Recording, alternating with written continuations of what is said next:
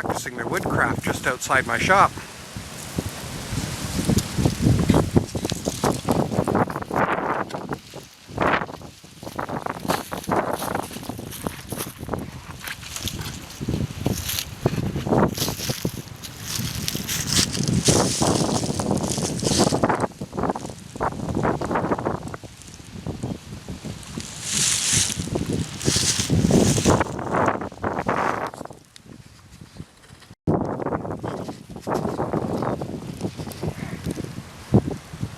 I wonder if he sharpens that crosscut or rip.